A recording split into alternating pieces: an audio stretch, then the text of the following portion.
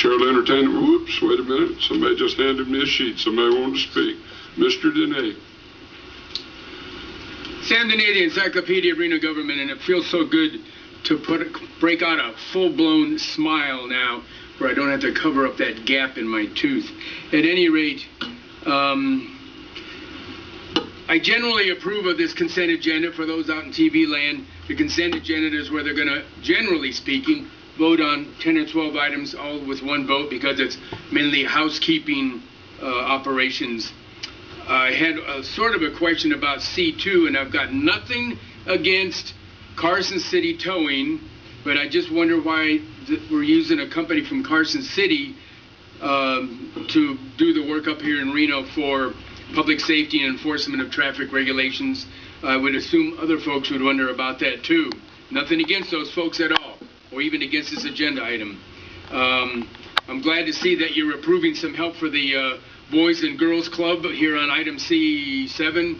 I always speak in favor of the Boys and Girls Club. It's a wonderful operation for Reno and for Nevada.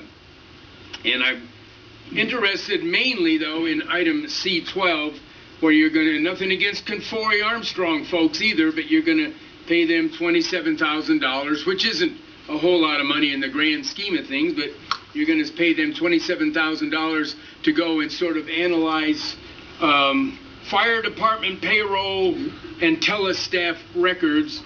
And I do recall that a couple of weeks ago you hired an outside attorney at $150,000 relative to analyzing the fire department payroll and operating procedures. And it just doesn't seem quite right that our taxes are going to be paid to hire a group, the attorney and this, who is then going to go up against the fire department. So the fire department is actually spending their own taxes to pay for the attorneys and the accountants to come and find out whether or not they're doing anything right or wrong. I'm not necessarily speaking so much against this, but something doesn't quite seem right. And that gentleman came up here and spoke on behalf of that Mr. Washington, who just lost his job a couple of weeks ago. And there's a lot of good firemen out there not only losing their jobs, and policemen too for that matter, not only losing their jobs, but it just seems like there's a lot of aspersions, nasty aspersions being cast upon our fire department, and I don't like that. As I said before, if I was the mayor, I would take a 50% pay cut right then. Then I could go to the fire department and everybody in town and have the bully pulpit and say, we're on hard times. For 1 year, everybody's going to take a 25% pay cut. Like it or leave it, and that's the way it is.